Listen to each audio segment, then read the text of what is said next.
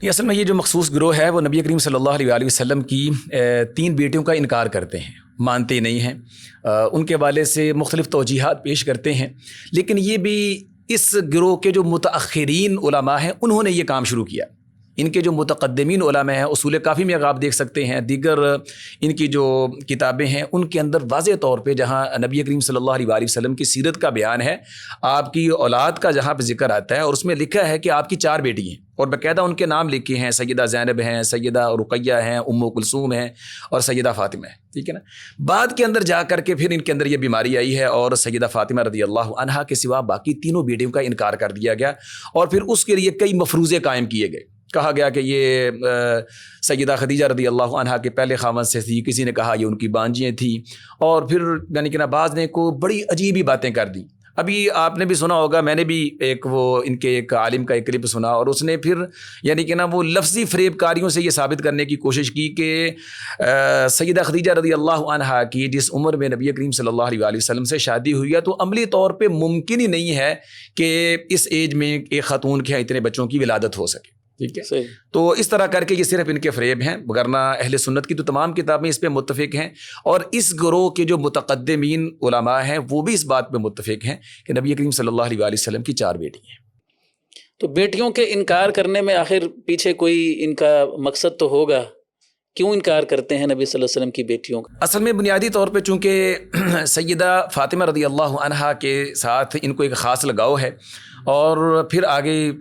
جو بنیاد ہے وہ حضرت سیدنا حسنین کریمین رضی اللہ عنہ ہیں، چونکہ آپ کی جو نمایاں اولاد ہے وہ سیدہ فاطمہ رضی اللہ عنہا سے چلی ہے، اور پھر عام طور پہ ان کی جو دکانداری ہے وہ واقعہ کربلا سے چلتی ہے، ٹھیک ہے نا، اور واقعہ کربلا کا مدار جو ہے وہ سیدنا حسین رضی اللہ عنہ پہ ہے۔ تو اس لحاظ سے یعنی کہ یہ اب خاص ایک اپنے مخصوص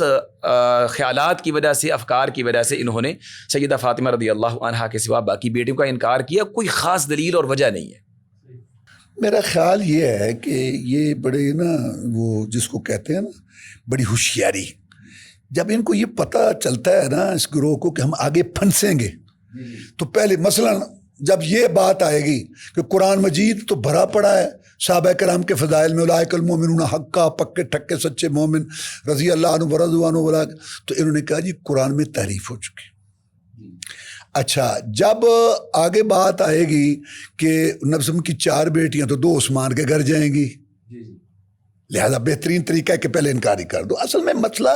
یہ بڑی جس کو فنکاری کہے، اصل مسئلہ یہ ہے کہ 4 مانیں گے تو چلو، فاطمہ رضی اللہ تعالیٰ نے ان کا بڑا مقام بنایا، وہ بہت اونچی مطلب ہستی ہیں، تو باقی جب ہوں گی تو لازمی بات ہے باس آئے گی کہ وہ کدھر گئی، تو وہ عثمان کی تھی نا بیوی، وہ بنی، وہ ان کی آپ کی بیٹی وہ فوت ہو گئی تو عثمان پریشان رہنے لگے۔ تو رسول اللہ نے کہا عثمان پریشان کیوں ہوتے ہو، صاحب حیثیت ہو اور خاندانی ہو، رشتہ ہو ہی جائے گا، کوئی لڑکی کو کمی ہے؟ نے کہا جناب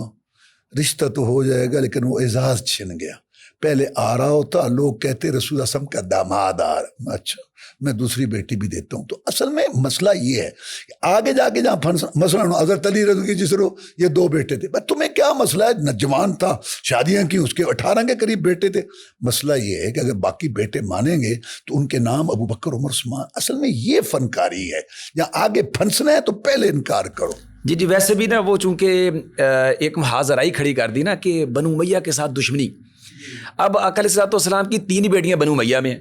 ٹھیک ہے، 2 سیدنا عثمان رضی اللہ عنہ کے عقد میں ہیں یکے بعد دیگرے، اور ایک سیدنا ابو العاص کے گھر میں ہے، سب سے بڑی بیٹی سیدہ زینب رضی اللہ عنہا۔ اب ان دونوں کا تعلق اصل میں تو بنو امیہ سے ہی ہے، ٹھیک ہے نا۔ تو جب آپ کی 4 بیٹیوں کا اس بات کر لیا تو پھر بنو امیہ کے فضائل بھی ماننا پڑیں گے، ٹھیک ہے نا، جبکہ ان کی ساری دکانداری، سارا مقدمہ جو ہے وہ بنو امیہ کی مخالفت پہ قائم ہے، ٹھیک ہے۔ تو اس لیے پھر انہوں نے اپنی دکانداری چلانے کے لیے اور لوگوں کو اشتعال دلانے کے لیے، ان کو ظالم اور غاصب ثابت کرنے کے لیے، اس لیے اس کا حل ایک یہ نکالا کہ نبی کریم صلی اللہ علیہ وسلم کی 3 بیٹیوں کا ویسے انکار کر دیا جائے، ٹھیک ہے، تاکہ ہمیں کسی بھی حوالے سے وہ بنو امیہ کی فیور نہ کرنی پڑے۔